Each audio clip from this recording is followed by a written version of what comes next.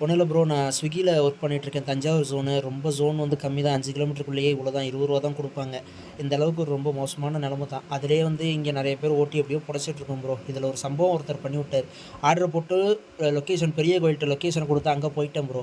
அங்கே போயிட்டா அது இல்லை, இது வந்து வேறு சைடு நீங்கள் வரணும், அப்படியே நீங்கள் இந்த பக்கத்து வந்தால் வரீங்கன்னா எனக்கு புரியல. ஏன்னா எனக்கு ஏரியா இங்கே நிறைய தெரியாது. நான் லொக்கேஷன் வச்சு தான் இங்கே போட போட்டுறேன். எப்படியோ அந்த லொக்கேஷனை பார்த்தா அது 8 கிலோமீட்டர் காட்டுது ப்ரோ. 8 கிலோமீட்டரா? என்னங்க இது, எனக்கு எக்ஸஸாக கூட வராதுங்க. 8 கிலோமீட்டர்னா என்னங்க அப்படின்னு. வாங்க வாங்க நான் பார்த்து தரேன் அப்படின்னா கேஷ் ஆன் டெலிவரி வேறு போட்டிருந்தாரு ப்ரோ. எனக்கு டவுட்டு இருந்தாலும் பரவாயில்ல, சாப்பாட்டை வேஸ்ட் பண்ணக்கூடாதுன்னு போயிட்டேன். போனதுக்கப்புறம் பார்த்தா அந்த ஆள் தான் லொக்கேஷனில் இருந்திருக்கான். அந்த ஆள்னே தெரியாமல் அந்த ஆள்கிட்ட கஸ்டமர்னு சொல்லி விசாரிச்சுக்கிட்டு இருக்கேன். அந்த ஆள் தெரியாத மாதிரியே நடிச்சிருக்கான் ப்ரோ அவ்வளோ நேரமும். என் ஃப்ரெண்டு தான் போட்டான்னா. இல்லைங்க, வாட்ஸ்அப் நம்பரில் பாருங்கள் உங்கள் ஃபோட்டோ காட்டுது. ஏன்னா வாட்ஸ்அப் நம்பர் நான் சேவ் பண்ணி பார்த்தேன்டா. உங்கள் ஃபோட்டோ காட்டுதுங்க வாட்ஸ்அப் நம்பரில். இல்லை என் ஃபோன்லேருந்து தான் உங்களுக்கு ஃபோன் பண்ணா அப்படின்னா. இல்லை புரியலைங்க. இல்லை என் ஃபோன்லேருந்து தான் தம்பி உங்களுக்கு லொக்கேஷன் அனுப்பிச்சிருக்கான் அப்படின்னா. எனக்கு அப்போயே ரொம்ப டவுட்டாக இருந்துச்சு. என்னடா இந்த ஆள் அப்படின்னு சொல்லிட்டு இந்த ஆள் கிளம்பி எஸ் ஆகிட்டான் ப்ரோ. ஆர்டரை வாங்கலை. ஆனால் அவன் தான் கஸ்டமர்.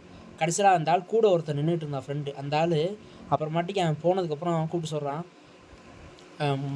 அண்ணே தப்பாக நினச்சிக்காதீங்க, அந்த ஆள் தான் ஆர்டர் போட்டது, நான் சொன்னேன் சொல்லிடாதீங்க, வேணும்னே உங்களை ஏமாற்றிட்டு போகிறாரு, போனீங்கன்னா பிடிச்சிடலாம், பக்கத்து ஊர் தான் போகிறாரு, போய் பிடிங்க அப்படின்னு. ஏங்க பக்கத்தூர் தான் போகிறேன். ஏங்க அந்த ஆள் கிளம்பி போன 10 நிமிஷம் கழிச்சு சொல்லி மனுஷனா ஏன் நீனு?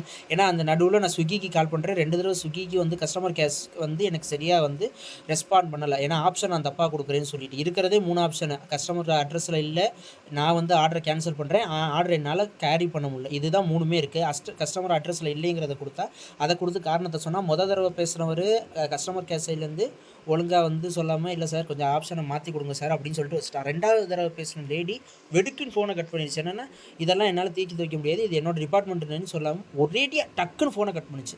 எனக்கு என்ன பண்ணுறதுனே புரியல. இவன் வேறு இந்த ஆள் வேறு கூப்பிட்டு அவனை போய் பிடிச்சிருங்கம்னா, நான் என்னத்தை நீ பிடிக்கிறது, நல்லே அலைய விட்டீங்க என்னைய. மணி 4:30, நான் கொஞ்சம் கூட சாப்பிடல, அப்படி அலைஞ்சிக்கிட்டு இருக்கேன். அன்னைக்குன்னு பார்த்து வெயில் வேறு அதிகம் போகிறோம். அவ்வளோ தூரம் அலைஞ்சிக்கிட்டு நான் சூட்டில் மண்டை சூட்டில் அப்படி இருந்தேன். என்னால் எதுவுமே எதிர்த்தும் பேச முடியாது. இந்த வேலையில் இருக்கும்போது யாரையும் நம்ம எதிர்த்தும் பேச முடியாது. பேசுனா பெரிய பிரச்சனையாகும். நான் என்ன பண்ணுறது தெரியாமல் மனசை கட்டுப்படுத்திட்டு நான் வந்துட்டேன் ப்ரோ. வந்துக்கிட்டு இருக்கேன். அப்போ வந்து அந்த ஆள் வந்து சொல்கிறான், சரி ஸ்விக்கிலேருந்து கால் பண்ணி சொல்கிறாங்க, என்ன சார் ஆர்டர் கொடுக்காம ரொம்ப நேரமாக சுற்றிக்கிட்டு இருக்கீங்க. ஏங்க யார் ரொம்ப நேரமாக சுற்றினா? 2 தடவை கம்ப்ளைண்ட் ரைஸ் பண்ணியிருக்கேன். அந்த கஸ்டமரே அட்ரஸில் இல்லை, வேணும்னே அந்த ஆள் வர சொல்லிவிட்டு அந்த அட்ரஸுக்கு போயிட்டு மறுபடியும் வேற ஒரு அட்ரஸுக்கு போனால் அந்த ஆள் என்னை ஏமாற்றிட்டு ஓடிட்டு ஆர்டர் வாங்காமல் கேன்சலும் பண்ணாமல். எனக்கு இப்போ நான் 10.5 கிலோமீட்டர் சும்மாவே சுற்றிட்டு வந்திருக்கேன். ஆல்ரெடி ஹோட்டலுக்கு போகிறது ஒரு 2.5 கிலோமீட்டரு.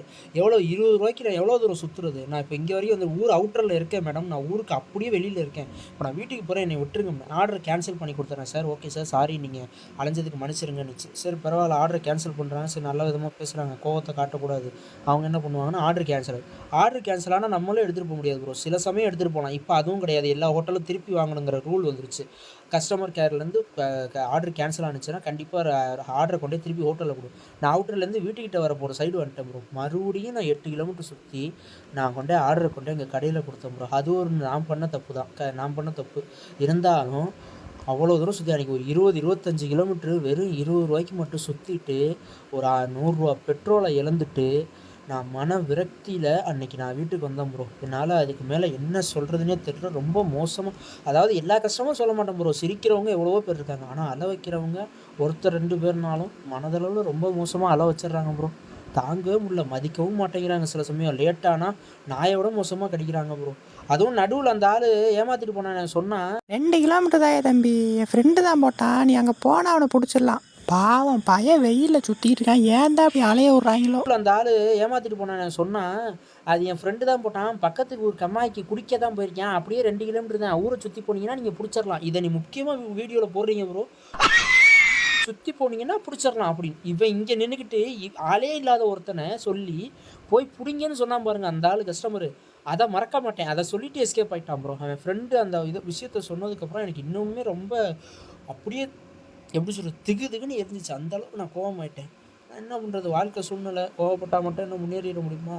வேறு வழி இல்லைன்னு பேசாமல் கிளம்பி வந்துட்டேன். அன்றைக்கி கஸ்டமர் கேர் சர்வீஸும் கைவிட்டுச்சு ப்ரோ, கஸ்டமரும் கைவிட்டானு ப்ரோ. கடைசியில் நடுத்தருவில் நிற்கிறது டெலிவரி பாய்ஸ் தான் ப்ரோ. ரொம்ப உளைச்சலான ஒரு வாழ்க்கை ப்ரோ இந்த டெலிவரி வாழ்க்கை. நான் இன்ஜினியரிங் ஸ்டூடெண்ட்டு, எந்த நிலமையில் இருக்கேன்னு நீங்களே பார்த்துங்க. இவர் ஐடி ஃபீல்டெலாம் ஒர்க் பண்ணிட்டு வந்தாங்க. இவங்க கேஷ் தரும்போது அப்படியே ஒரு தள்ளி நின்றுட்டு நம்மளை ஒரு தீண்டாதகாத மாதிரி பார்ப்பாங்க. பசங்க வாழ்க்கை அவ்வளோ ஈஸி இல்லை.